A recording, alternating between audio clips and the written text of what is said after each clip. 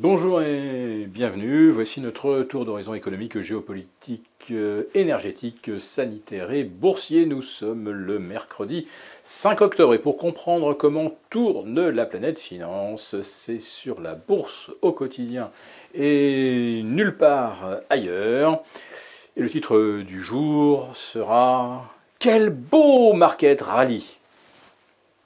Ah, aujourd'hui vous avez vu, j'ai retiré ma chemise de bûcheron. Hier, ça a effectivement été massacre à la tronçonneuse pour les vendeurs à découvert qui se sont pris une séance à plus 4,30%. Deuxième plus forte hausse de l'année, je crois, après un rebond spectaculaire survenu début mars, alors que le CAC 40 venait de perdre une quinzaine de pourcents avec l'invasion de l'Ukraine. Donc 4,30%, c'est spectaculaire, et j'entendais des commentateurs s'extasier, et en plus de ça, on a fait du volume, pensez donc, 4,3 milliards d'euros. 4,3 milliards d'euros avec 4,3% de hausse. Mais ça veut dire qu'en fait, il s'est pratiquement rien traité par pourcent gagné. En général, vous gagnez 1%. Si on était à 2,5 milliards la séance précédente, vous pouvez éventuellement atteindre 3 milliards pour aller chercher les tâches supérieures. Mais là, en fait, hier, ça montait dans le vide. Vraiment.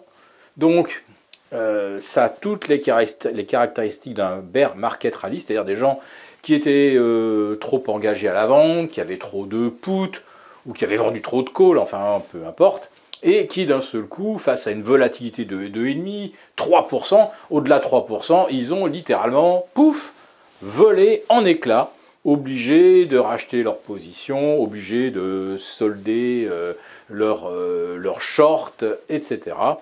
Ce rebond ne change rien à la situation sur le fond. Alors techniquement, c'était quand même intéressant, parce que en remontant de 5650 à 6040, on a effacé exactement la moitié du terrain perdu depuis le 13 septembre dernier, lorsque le CAC était à 6400. Voilà, 50% du terrain perdu repris.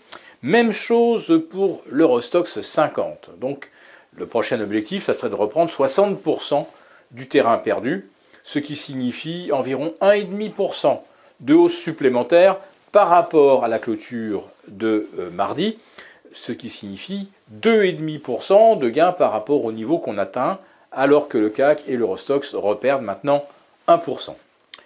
En revanche, pour les indices américains, le S&P, le Nasdaq, le sursaut qui s'est amorcé dès jeudi dernier n'a pas permis de reprendre 50%. Non, on est sur l'autre ratio qui est 38. Ce qui signifie qu'il y a encore du potentiel à la hausse sur les indices américains, si jamais on imagine qu'ils peuvent eux aussi faire ce grand classique du retracement à 50%. Alors qu'est-ce qu'il faudrait pour ça ? Il faudrait pour ça des indices, des statistiques qui rassurent. Qu'est-ce qui pourrait rassurer le marché américain? Qu'est-ce qui peut rassurer Wall Street aujourd'hui? De mauvaises nouvelles, naturellement. C'est-à-dire des chiffres suffisamment pourris pour qu'on se dise « Ah, la Fed, là, va bien falloir qu'elle tienne compte des signes de ralentissement. » Alors hier, on avait les ISM, et qui étaient très mauvais aux États-Unis. Et puis, vous aviez le PMI manufacturier, qui est l'équivalent de l'ISM, mais calculé par un institut allemand qui s'appelle Markit, et qui lui, au contraire, donnait une hausse. Alors, on ne sait pas trop si vraiment l'économie américaine est en récession sévère ou en cours de ralentissement. On en aura peut-être une idée un peu plus précise aujourd'hui avec les statistiques ADP. ADP, c'est les créations d'emplois dans le seul secteur privé. Donc ça exclut la santé quand ce sont des hôpitaux publics, ça exclut l'éducation, etc. Donc on verra cet après-midi si on a ou pas un ralentissement des créations d'emplois. Alors hier, on a quand même eu un indicateur qui est l'indice JOLT. C'est en fait la compilation de toutes les offres d'emploi disponibles. Et les offres d'emploi ont diminué de 10% d'un mois sur l'autre. Alors, soit beaucoup de gens se sont fait embaucher, donc on n'a plus besoin de laisser les annonces, ou alors les entreprises n'ont plus besoin d'embaucher.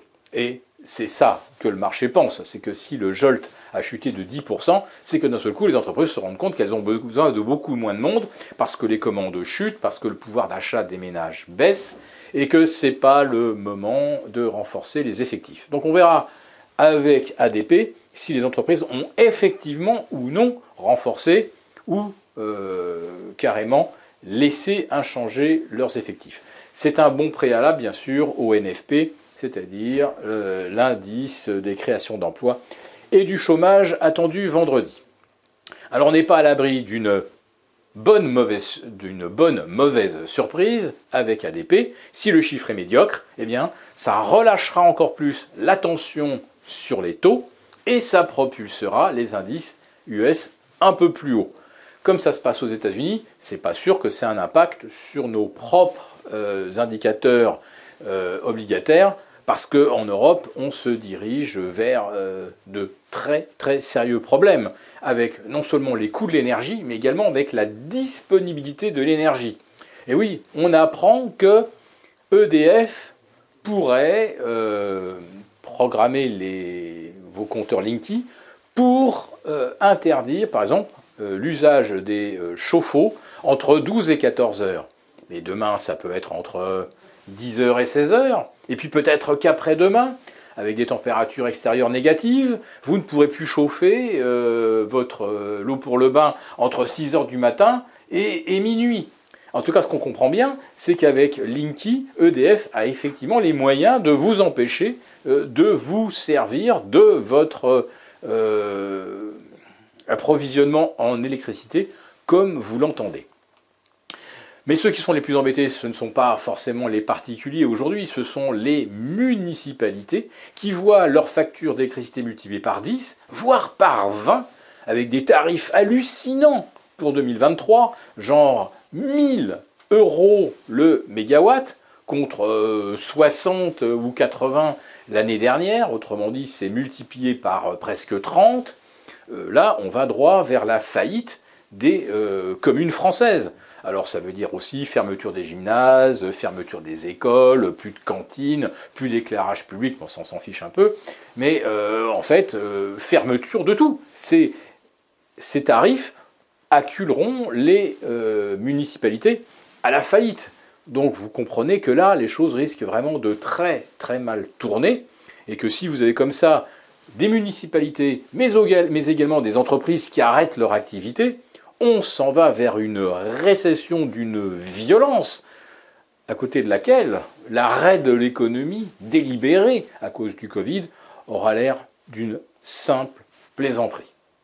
Voilà, donc je vous parlais de Bear Market Rally comme intitulé de cette chronique. Vous comprenez bien que le CAC à 6000 ou 6050, c'est peut-être quand même le bon moment de reprendre de la couverture.